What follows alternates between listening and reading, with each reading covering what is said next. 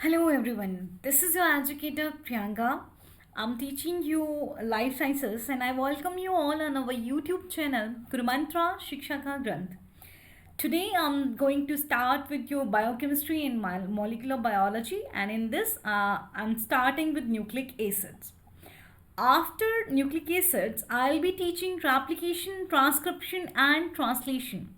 But before jumping on these processes, we should have knowledge about basics of nucleic acids. Other topics of biochemistry like amino acids, proteins, enzymes, lipids, carbohydrates will be covered by Saranya ma'am. We will divide the common syllabus, and some topics will be taught by her and others by me. Okay, so you have to watch the videos of Saranya ma'am as well as mine. I'll give you the reference of topics, like I will tell you which topic you for which topic you have to watch Saranya ma'am videos. Okay, so let's start with nucleic acid. We know that in our cell, the main information carrying molecule is nucleic acid, and it also determines the inherited characteristics of every living organisms. Very first, it was discovered by Friedrich Mischer and he named it as nuclein. After that, Oltzmann named the nuclein as nucleic acid. There are two types of nucleic acids. One is DNA and other one is RNA. DNA, also known as deoxyribose nucleic acid, and RNA as ribose nucleic acid. Both of these are polynucleotides. Polynucleotides means they are the multiple of nucleotides. If you want to know about DNA and RNA, we should be knowing about the nucleotide. What is a nucleotide? Nucleotide is the monomeric unit of nucleic acid. How? Because we know that nucleic acid is polynucleotide, and definitely the monomeric unit will be a nucleotide. Nucleic acid is a polynucleotide and the monomeric unit is a nucleotide. These are phosphate esters of nucleoside. They must be having phosphate group attached to the nucleoside with the help of ester linkage. But what is this nucleoside? We'll be knowing about nucleoside in the further section. How many components are there in a nucleotide? There are three main components. Remember, there are always three main components in a nucleotide: a nitrogenous base, a pentose sugar, and a phosphate group. If a structure which is lacking a phosphate group but having nitrogenous base and a pentose sugar is not known as a nucleotide, you cannot call it a nucleotide. And even if a structure which is not having a nitrogenous base, you cannot call it a nucleotide again. Okay, so remember, there are always three components in the nucleotide. One is nitrogenous base, second is a pentose sugar, and third one is a phosphate group. Nitrogenous base. What is a nitrogenous base?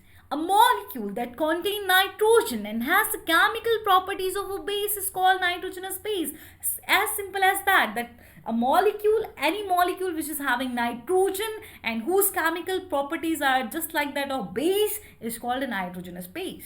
In geometry, a nitrogenous base is planar, relatively water soluble, and aromatic compound. Remember, nitrogenous bases have planar geometry and these are relatively water soluble.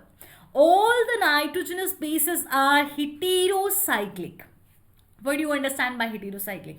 Most of the students think that there must be two rings present and these two rings are different, and that's why a nitrogenous base is called the heterocyclic. No, it's not like that.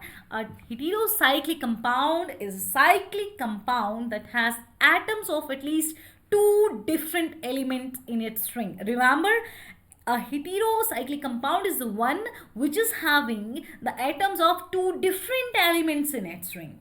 There are two types of nitrogenous bases. How many types? Two types of nitrogenous bases: purines and pyrimidines. You will see such kind of structures in the DNA. Purines and pyrimidines. Remember, only two types of nitrogenous bases are there: purines and pyrimidine. Here is the basics about purines and pyrimidine, and also the difference between the two.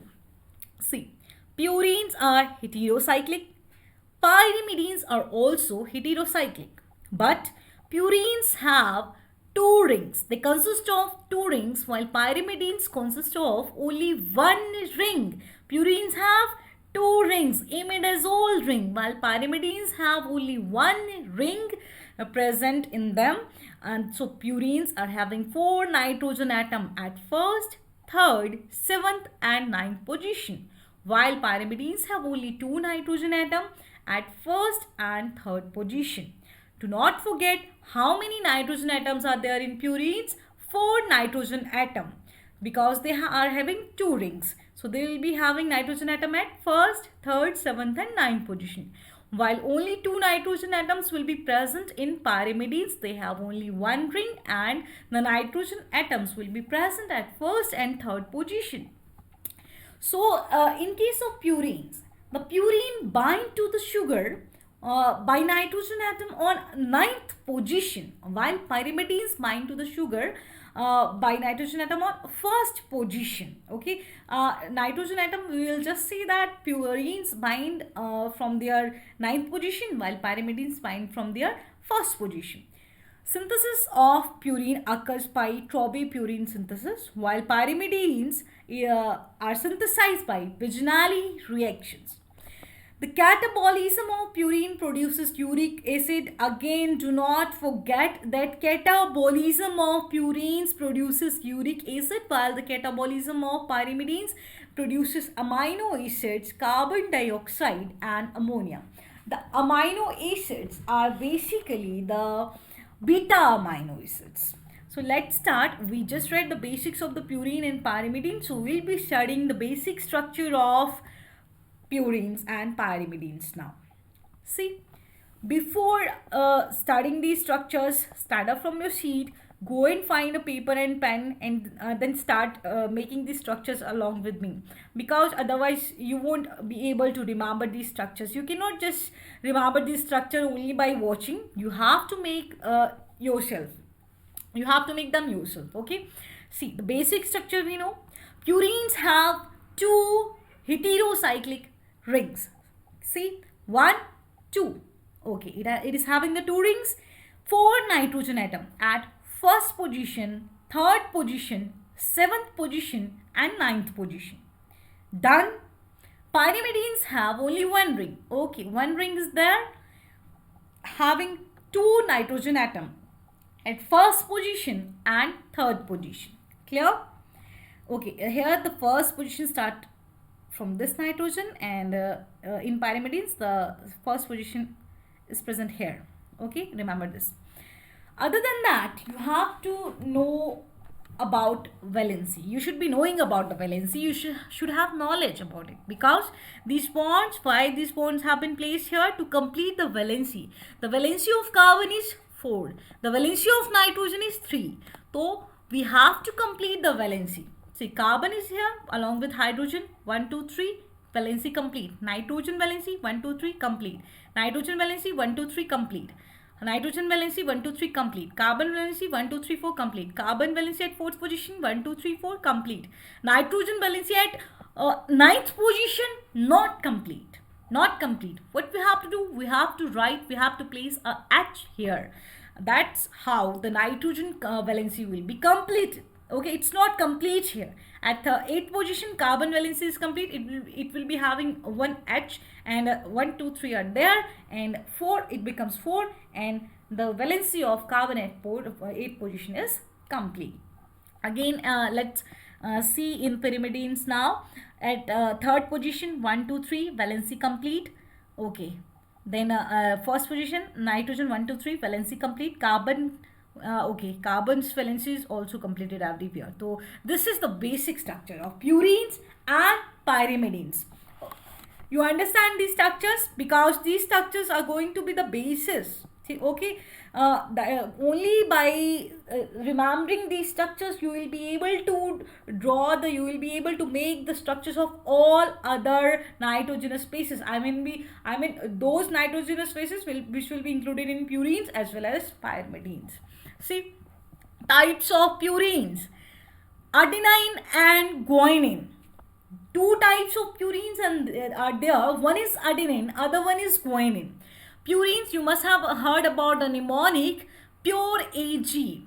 If you're watching my video, do comment in the comment section what is AG, which element is this AG. I know this is a very silly question, I should be asking it, but if you're watching this video, do comment in the comment section. Okay, types of purine: adenine, also called 6-aminopurine. Now what you need to do, you don't need to do anything, you should be knowing the basic structure of purine. This is the basic structure of purine. Just place amino group on the sixth position. 1 2 3 4 5 6. At sixth position, just attach a amino group. An amino group, that's all about adenine. You don't have to do anything other than this. You should be completing the valency and nothing else. And again in guanine, it's 6-oxy-2-aminopurine, 6-oxy keto group on the sixth position, amino group on the second position. Complete the valency and the structure of guanine is complete. This is all about adenine and guanine. This is all about purines. Do you have to do anything else? No, you don't have to do anything else. You just have to remember the basic structure of purines, which is having the 2 rings and 4 nitrogen atom at first, third, seventh and ninth position. Other than that, you should know that adenine is 6-aminopurine. Just place amino group on the sixth position, and in case of guanine, it's 6-oxy-2-aminopurine. It means keto group on the sixth position and amino group on the second position. Now let's talk about types of pyrimidines. There are actually 3 types of pyrimidines: cytosine, thymine and uracil. Cytosine is found in both DNA and RNA. It is present in the both DNA as well as RNA. While thymine is present in DNA only and uracil is present in RNA only. Okay, it's H capital here. Okay, so cytosine. The formula of cytosine is 2-oxy-4-aminopyrimidine. What is it? It's 2-oxy-4-aminopyrimidine. Okay, so 2-oxy. First position, this one is second, this is third, this is fourth. 2-oxy, fine, 2-oxy. Amino group, attach the amino group on fourth position, complete the valency, the structure of cytosine is complete. Thymine, it's 5-methyl-2,4-dioxypyrimidine. Fine. Attach methyl group on the fifth position. Keto on 2 and 4. You can see in all the pyrimidines, the second carbon atom is having a keto group. So this is the common thing in between all the pyrimidines. Okay. And uracil and thymine are approximately same. The differences of methyl group. Uracil lack the methyl group on the fifth position. Thymine is also known as 5-methyl-uracil because whole the structure is same except thymine is having the methyl group on the fifth position and uracil lack the same. It's not a 2-oxy-4-aminopyrimidine. This one is wrong. You can correct it. It's 2,4-dioxypyrimidine. There is no amino group in the uracil. Do not misunderstood it because I have typed it wrong. You should correct it. Okay, as I'm telling you, it's 2,4-dioxypyrimidine. Thymine is 5-methyl-2,4-dioxypyrimidine and cytosine is 2-oxy-4-aminopyrimidine. You will confuse the cytosine with guanine. Remember, there are 2 rings in the guanine and the amino group is present on the second position in case of guanine and keto is on the sixth position. Okay, and thymine also known as 5-methyl-uracil, which is not having a methyl group. Uracil is not having a methyl group and uracil is 2,4-dioxypyrimidine. So this is all about the structures of purines and pyrimidines.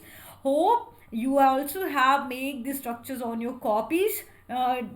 Keep making them, keep drawing them again and again until you remember all the structures. Okay, so next component of nucleotide is pentose sugar. Nucleic acids have two types of pentose sugar. Unlike the nitrogenous bases, pentose sugar are non-planar, and the non-planarity of sugar is called puckering. We will study about this phenomenon, okay, this process, what is puckering, but for now we are not covering it. Remember, pentose sugar are non-planar, but nitrogenous bases are planar, and non-planarity of sugar is called puckering. Pentose sugar, there is ribose and deoxyribose. Definitely ribose is present in RNA, hence RNA is ribose nucleic acid, while deoxyribose is present in DNA, and thus DNA is deoxyribose nucleic acid. You can see the pentose sugar is having the 5 carbon, 1, 2, 3, 4, 5, also having the two having an oxygen atom in between first and fifth carbon, or you can say fourth one. Okay, it is in beta form. You know about alpha and beta form. Okay, this is a beta form, this is a ribose sugar. Both are same, the only difference is at the second position.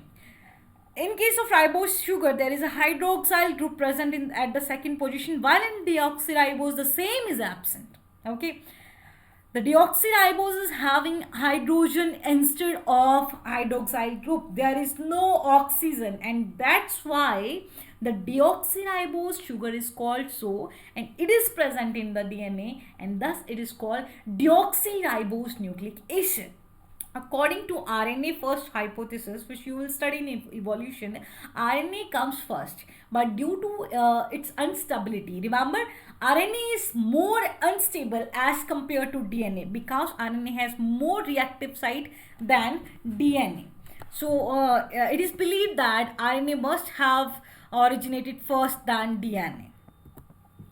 Next is nucleoside. How can we talk about nucleoside now? Because we have completed pentose sugar and nitrogenous base. We have studied about these, and this pentose sugar and nitrogenous base together form the nucleoside. The bond between the two is beta glycosidic bond. Remember, pentose sugar plus nitrogenous base is called nucleoside, and the bond between the two is called beta glycosidic bond. Fine. If you see the nucleoside in RNA, it is adenosine, guanosine, cytidine, and uridine. While nucleoside in DNA are deoxyadenosine, deoxyguanosine, deoxycytidine, and deoxythymidine. Sometimes you can consider the adenosine as nucleotide, but remember, adenosine is not a nucleotide, guanosine is not a nucleotide. Both of these are nucleoside where no phosphate group is present, no ester linkage is there. There is only one linkage, which is beta glycosidic linkage, and nucleoside consists of only pentose sugar and a nitrogenous base. Here is the structure of nucleoside. You can see this one is the ribose sugar, and as we know that cytosine, I mean the pyrimidines get attached to the sugar from their first position, while the purine attached to the pentose sugar from their ninth position. Okay, here this one is a cytosine, could be any cytosine. I have drawn only the basic structure. This is the structure of nucleoside. Remember, only pentose sugar and a nitrogenous base is there, and there will be only the beta glycosidic bond. Here is the third component, the phosphate group, which is added to the 5' carbon atom of the pentose sugar, and the bond which is formed in between the phosphate group and sugar is ester bond. Remember, a nucleotide have only one ester bond, but in between two nucleotide there will be diester bond, phosphodiester bond. Do not forget it. In a nucleotide there is only one ester bond. This is your H3PO4, H3, 1, 2, 3, PO4. Negative, it will be O negative, O negative, O negative. This is the structure of phosphate group. So this is how we complete our nucleotide. We studied about pentose sugar and nitrogenous base. both of which will form the nucleoside.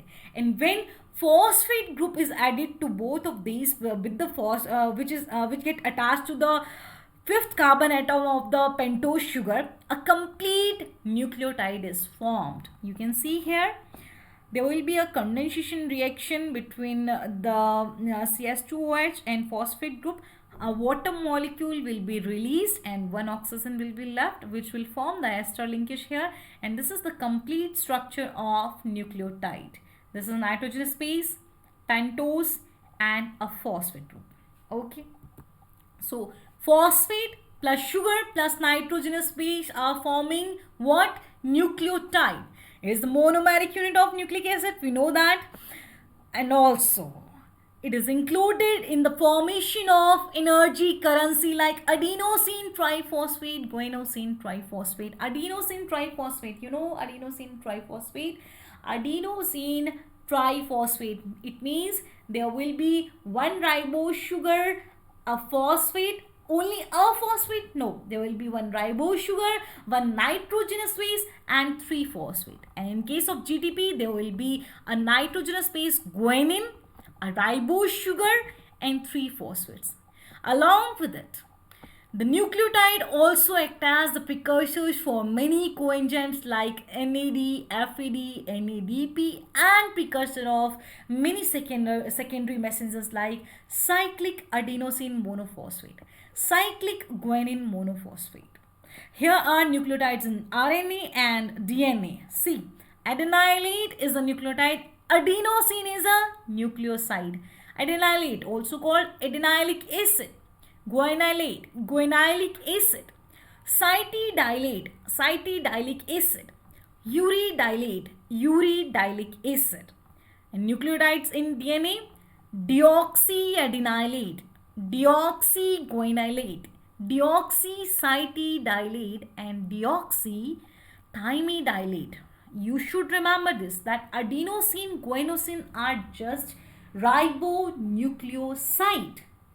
Adenosine, deoxyguanosine are deoxyribonucleoside. Why?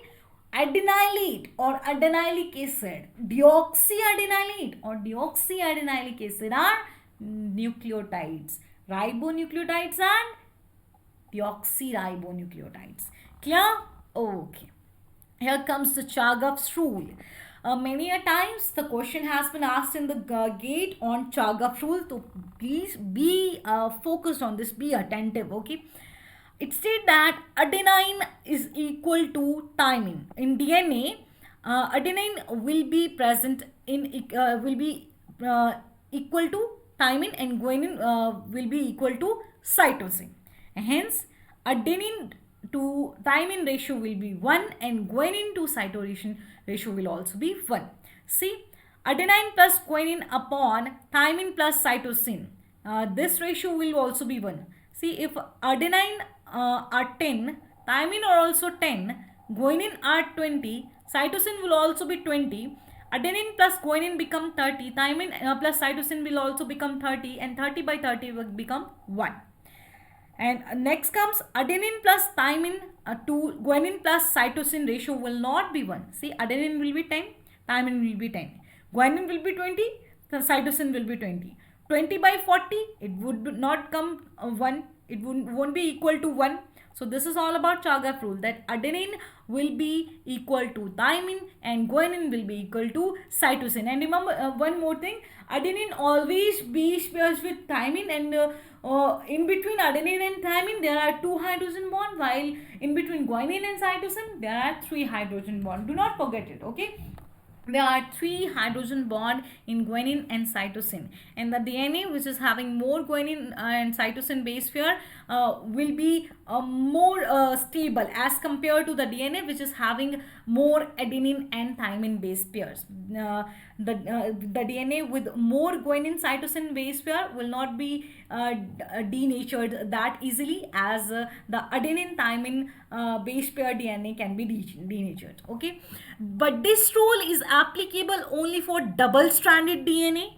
The ratio of adenine plus thymine to guanine plus cytosine is variable, but it is specific for a particular species. Remember this thing. This ratio varies, but for a species like Homo sapien, either it is me, you, your parents, my parents, the ratio of adenine plus thymine to guanine plus cytosine will be same. For human, this ratio is 1.52. And for E. coli, this ratio is 0.97. We can see here, we can conclude that in lower organisms like E. coli bacteria, the content of guanine plus cytosine base pair is more as compared to the adenine and thymine, while we are having the low guanine plus cytosine base pair as compared to these bacteria. It means the DNA of humans can be easily denatured as compared to the DNA of bacteria. Okay, here is a question. If in double-stranded DNA, cytosine is 10%, then what will be the percentage amount of adenine in the DNA? You can pause the video and solve the question, and you can answer the question in the comment section. Here are the options: 10%, 20%, 30%, and 40%. Next, solution is here. If cytosine is 10%, guanine will also be 10% because cytosine always base pairs with guanine. Guanine and cytosine content become 20% and percentage will be 100 minus 20%, remaining is 80%.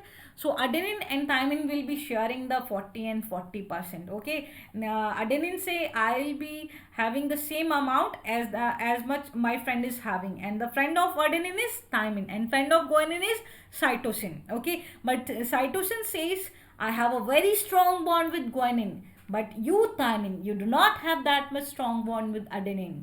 Cytosine says I'm having the three hydrogen bonds, and you thymine, you have only 2 hydrogen bond with the adenine. Okay, so here the amount of adenine present in that DNA is 40%. This is a question for you only. You will be answering this question. In a double-stranded DNA, total 100 base pairs are present. Out of these, 40 nucleotides are having guanine. Find out how many nucleotides are having A and C, it means adenine and thymine, which base pair is maximum in this DNA. Remember, there are how many base pairs? 100 base pair. So how many nucleotides will be present there? And 40 nucleotides, out of all these nucleotides, 40 nucleotides are having guanine. So now you can solve these questions. Please comment comment your answers in the comment section. Definitely I'm waiting for your answers. In the last, one simple sweet request to all of you: do subscribe our YouTube channel Guru Mantra and join our Telegram channel Guru Mantra. Join us on Facebook, visit our website. You can contact us on our mail and on this contact number, and all these links are provided in the description box. Keep yourself healthy, keep yourself motivated, and thank you. Stay safe.